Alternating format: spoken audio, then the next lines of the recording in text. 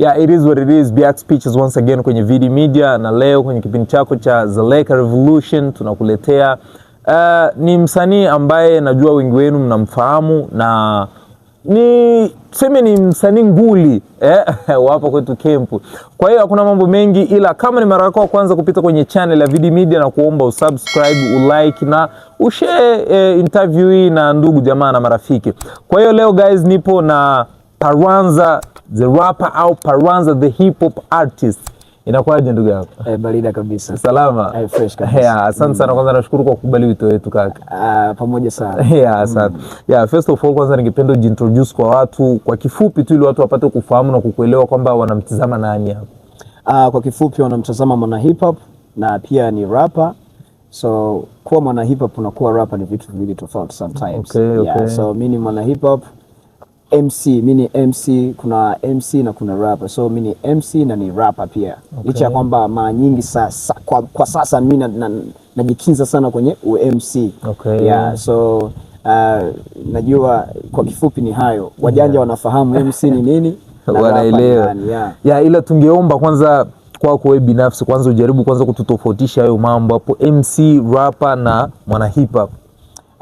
Rapper anaburudisha. Okay. Rapper ni mtu wa kuchana, wa kudisi, yani mtu wa kujitapa sana. Kama Yangirunya yule ni rapper. Okay, yeah, okay. Tukienda ma USA watu kama vile au tuseme hapa kwetu kwanza. Drake, hapa kwanza Zaleka hapa wa rapper au wa kuburudisha. Wa kuburudisha. First be sometimes UMC anaingia kidogo, licha ya kwamba siku hizi rapper sana. Okay. BRN bado hajafikia level ya UMC, bado ni rapper. Okay. TMT ni rapper. Okay. Hatuna wana hip hop, hatuna wana wa MC sana hapa nyumbani. Okay, yani kwa wa MC mnajesa, wewe unahesabu kama vile wangapi hapa hivi? Sana mimi ndo nafanya MC. Okay. Kwa sababu MC mara nyingi ni rap ambayo inatoa elimu kwa jamii. Okay. Ukiangalia project zangu za kina Mkimbizi, za kina nani, unaona? Kwenye vilio, kwenye nini. Yani mara nyingi ukimfikiria Paranza sio kujizungumzia mimi wala kujitapa sana. Ni project ambazo zinakuja kujenga jamii sana. So ndo alama ya MC inapokuja kuonekana. Okay. Lakini kwenye urapa ni mtu tu na rap style, flow, mavina, uonekane ukingi sana nini, vitu kama na hivyo. Yani kwenye UMC sipambanii sana ukingi. Watu wanajua nani ni nani na nani ni yupi. Okay. Yeah, na kwa mtu ikiwa ni mara yake ya kwanza kumsikiliza au kusikia jina la Paranza, ni picha gani kwanza ambayo anapaswa jijengee kabla ya kusikia au kabla ya kuona kazi zako kwanza? Yani ni matumaini gani ambayo anaweza kawa nayo ili baadaye sasa ndio aende aone kazi zako? Paranza ni msanii, yani mtu mbunifu. Okay. Ni MC ambaye anaweza kurap na kuimba, anaweza kuperform live, ambaye ana project ambazo unaweza kuzisikiliza ukitumia jicho la tatu. Okay? Yani ni project ambazo zinaomba utafsiri. Sometimes ikiwa haupendi sana kufikiria sana, kuwaza sana ukiwa unasikiliza mistari ya mtu, yani inaomba labda uhitaji msaada wa mtu kufasiria vitu kama na hivi, vitu kama na vile. Okay. So kwa kifupi Paranza ni jina la Kiingereza, licha kwamba lina sound kiafrika. Wengi wanafahamu kuwa ni paragraph stanza. Okay. Yeah, so ndo maana yake ya Paranza. Ile paragraph, ile nzai inatoka mstanza. So ni paragraph stanza. Yeah, so nikisema niingie sana nitawapondea muda. Yeah, basi imeeleweka hiyo. But kitu kwanza ambacho kimetufanya mpaka tukutafute na tutake kupiga na wewe story hapa kwa leo ni kuhusiana na posti ambazo tumeziona kwa wingi kuhusiana na kazi yako ya Justice. First of all, kwanza ule wimbo unajua ulitoka ni mwaka 2024 kama sijakosea, ni tariki 19 hivi mwezi wa 7. Yani tuseme ni at least mwezi mmoja baada ya siku ya wakimbizi ndo kaja kuachia ile Justice. Ila miaka miwili baadaye, leo tuko mwaka 2026 unatangaza kuachia video. Why? Hii kwanza ni fundisho ya kusema kwamba muziki nao ufanya hau expire. Okay. Mimi sifanyi, unajua kwenye industry ya uandishi tuna mambo mawili. Tunakuaga na fashion music na tunakuaga na timeless song. Okay. So fashion music ni ile ambayo unaweza kutoa sijui Corona, yani ile Corona kipindi iko na nguvu, kile kinyimbo kitahiti sana. Lakini hauwezi kusikiliza Corona miaka yote. Of course. Lakini timeless song ni nyimbo ambayo hata kupita miaka ngapi bado utaisikiliza. Dia Mama ya Tupac bado tunaisikiliza, sababu bado sote tunakuwa na Dia Mama, unaona. So mimi naandikaga nyimbo za hivyo. Wakimbizi bado wapo, hii justice bado inahitaji kuendelea kusikika zaidi, kupanuka, unaona. Ni nyimbo ambayo nimeperform sana na watu kuisearch YouTube ilikuwa vigumu kwa sababu haina video, so inabidi nitoe video, na kutoa video baada ya miaka miwili. Hata ningekuwa miaka 20 ikiwa bado Mkimbizi bado yupo duniani, ni sahihi tu kutoa hiyo video. Okay. Yani, sababu ni timeless song. Okay. Yani hapo kiufupi tunaelewa kwanza kama licha ya Paranza kuachia au kutaka kuachia video ya Justice kwa sasa ni kwa sababu Justice unaaminia kuwa ni timeless song. Okay. Na why haijawa na mapokeo mazuri kwenye YouTube? Kwa sababu audio mpaka sasa haijafikisha hata 1K listeners, tuseme hivyo. Why? Unajua audio, kupushi audio sio mzaa. Okay. Sio mchezo. Nafikiri naelekea 1K, inakosa kama najua na something. Kidogo 100 hamna, inakosa kama tuseme ni 70 na ngapi hivi kama sijakosea, kwa sababu ina 930 na vipi. So inaelekea 1K. Kupushi audio sio mzaa, lakini ni nyimbo ambao watu wengi wanaifahamu kwa sababu imeperformiwa sehemu nyingi, na performance zake kuna wengine wakipost wanakuwa na makei manini. So ni nyimbo ambayo inafahamika kwa wengi, licha ya kwamba audio ya YouTube views ni ndogo. Na tukienda tufafanue utembeaji wa nyimbo, hatuwezi kuhesabia views za YouTube tu. Unajua kuna radios zina play nyimbo, kuna TV zina play nyimbo, zina air zile nyimbo, unaona hiyo kitu.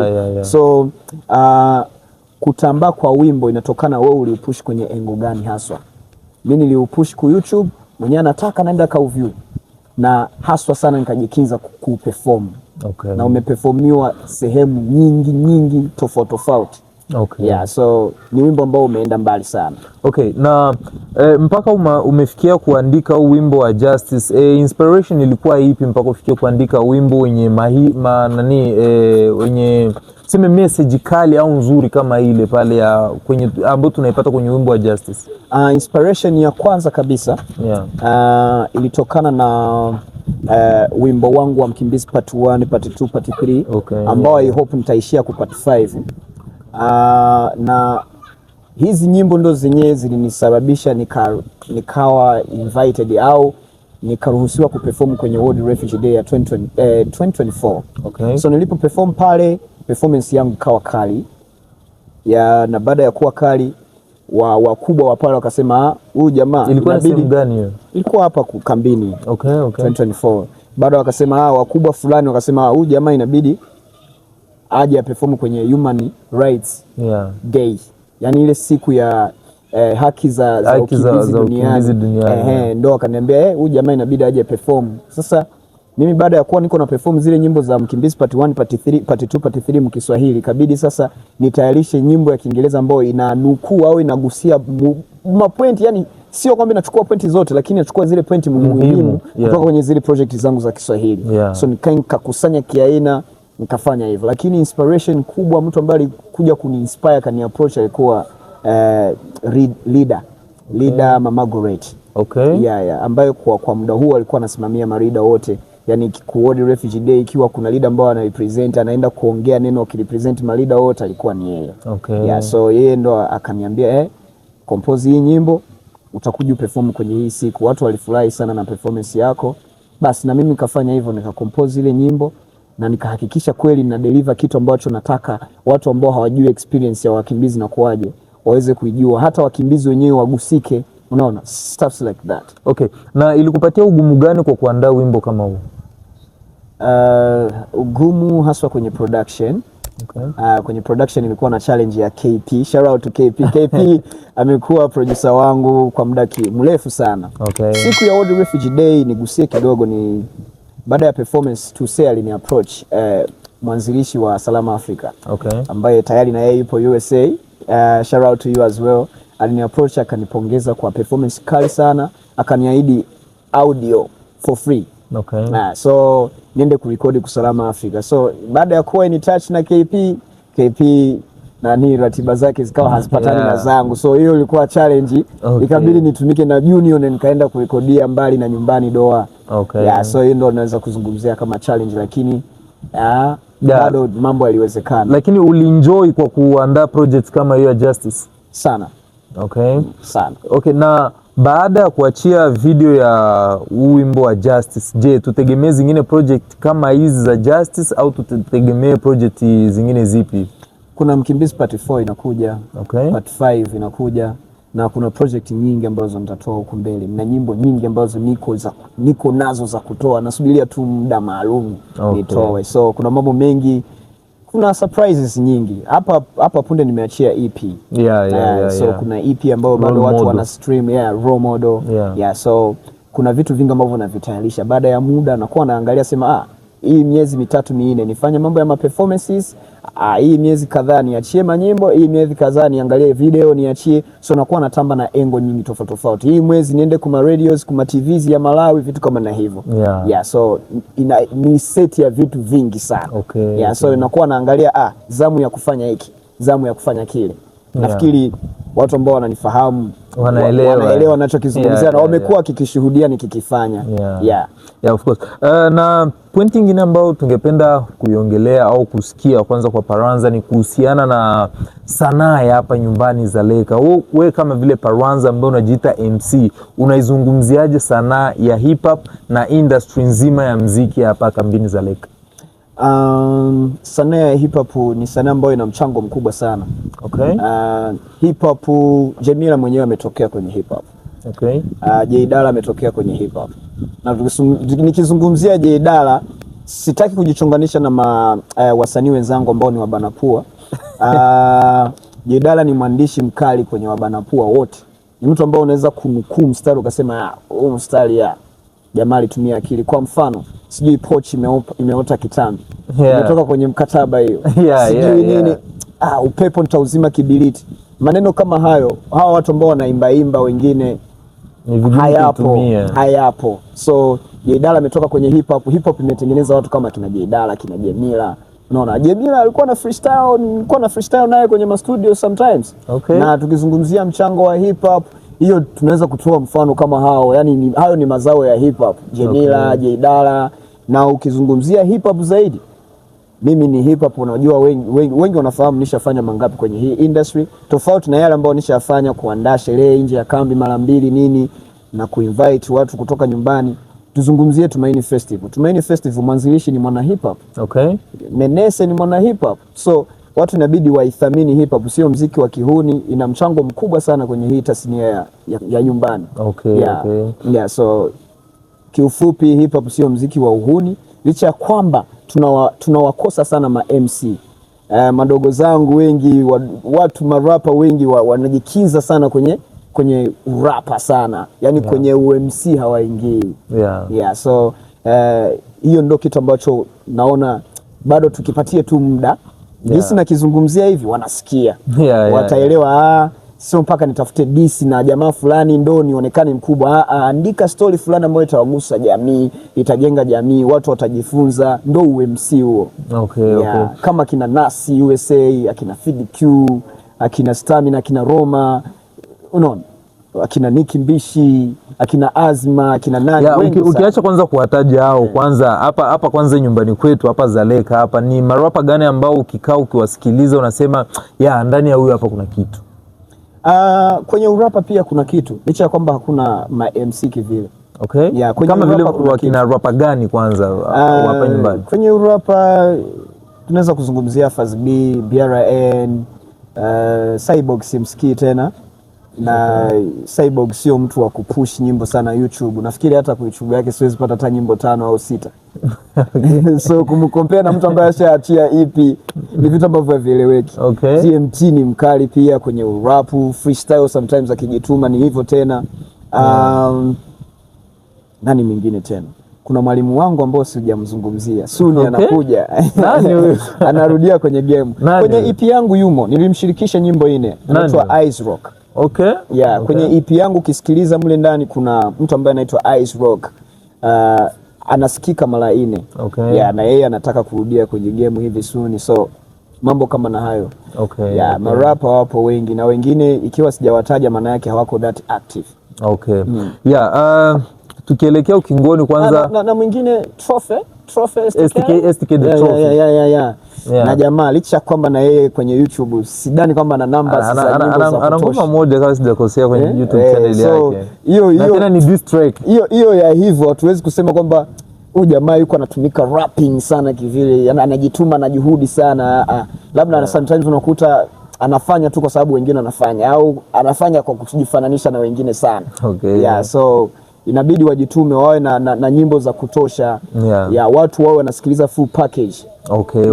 Na kama nilivyosema, tukikuwa tunaelekea ukingoni wa interview yetu, najua tumeongea mengi, but I hope sio mara ya mwisho tunaonana. I think ndo mwanzo kwanza hivi tunakaa tunapiga story tulivu nini. Mara nyingine tulikuwa tukikutana tu kwenye show kama ya Jedala pale. But kitu ambacho kwanza mimi binafsi, kwanza tukiachana kwanza na mashabiki, mimi binafsi kwanza ningependa nijue kwako kwa Paranza. Je, Paranza una mpenzi au umeoa? Mimi bado single. Bado single kabisa, hata kuoa hata mpenzi nini? Bado single. Sasa unamuduje maisha ya usingle? Safi sana. Una enjoy yani? Na enjoy sana. Unajua na marafiki wa kike sio kwamba nawachukia. Lakini kwa sasa sina mpenzi. Na je, tutegemee labda lini kumuona Paranza akididimia kwenye penzi? Anytime ikitokea. Anytime hata leo nikikutana na yule ambaye naona tunaendana, unajua na yeye mwenyewe yuko tayari yani kusema nalirithi jina la nani la jamaa, nalichukua jina la jamaa, nitakuwa natembea nalo, yani itakuwa kama vile limeandikwa hapa kama tattoo soni yani. So akiwepo tu mtaona. But swali la mwisho ni kwamba tofauti na muziki, tofauti na hip hop, tofauti na sanaa, Paranza unajishughulisha na kingine kitu gani? Vitu vingi. Nimekuwa najishughulisha na vitu vingi. Kama vipi? Unaweza kutaja hata kwa uchache? Teaching, nimekuwa nikifanya teaching professionally hapa kambini. Nimefundisha primary fulani, nimefundisha hapa post secondary at GRS English, nimekuwa supervisor, head teacher, nimekuwa teacher trainer, nimetumika kama organization ya psychosocial, nimeinteract na organization tofauti. So kwa sasa ni kama vile kwa siku kadhaa nilikuwa nafanya part time. So hiyo nimeifanya, na sometimes biashara, niliwahi kuwa nafanya biashara kidogo ya hapa na pale, na support familia, vitu kama na vile. Kama biashara gani hivi kwa mfano? Biashara vipo vingi. Unajua kama biashara vya shop kwa mfano. Ambavyo ulikuwa unafanya wewe. Shop. Niliwahi kutumika mshop na skills nyingi tofauti. Kama zipi? Kama mpira, basket nini? Mpira niliwahi kucheza. Nilicheza kipindi cha zamani sana, akina DM, akina Messi, akina Sku, akina Gift wakingali wanacheza hapa kambini. 2014 nafikiri wananikumbuka kwa sababu mimi nilikuwa captain wa timu fulani ambayo ilikuwa inaitwa Cobra Boys.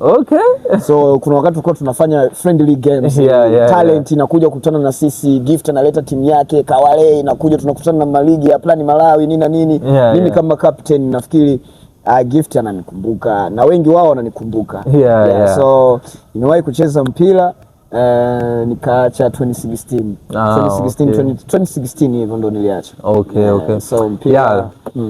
Tunashukuru sana ndugu yangu, ila tungeomba kwa muda na wakati kama huu achie neno moja kwa mashabiki ambao walikutizama mwanzo mpaka muda huu.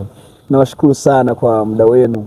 Hii haimaanishi tu kusupport industry yetu, inamaanisha kusupport safari yangu ambao hii inanichochea, inanipa moyo wa kuandaa mengi zaidi ya yale ambayo tayari nishaanda. Nawapenda sana, endeleeni kusupport. Sio mimi tu, industry yetu ya nyumbani, wasanii wote ambao wanafanya vizuri wasupportini kwenye show zao, fikeni kazi zao mitandaoni, supporteni. Hata wakihitaji mchango wa kifedha wachangieni, kwa sababu kuna hao ambao nilikuwa nawazungumzia na nyimbo moja ku YouTube, sometimes unakuta ni gharama ndo zinasumbua, studio ndo zinasumbua, video ndo inasumbua. Kama unanisikiliza, ikiwa kuna mtu ambaye ananitaja na nyimbo chache na unapendaga nacho kifanya, wazia pia kwa support kwa upande wa hela. Hata mimi pia na t-shirt fulani ambazo nina print, unaweza kuni-inbox za hii Justice ambayo nilikuwa nazungumzia.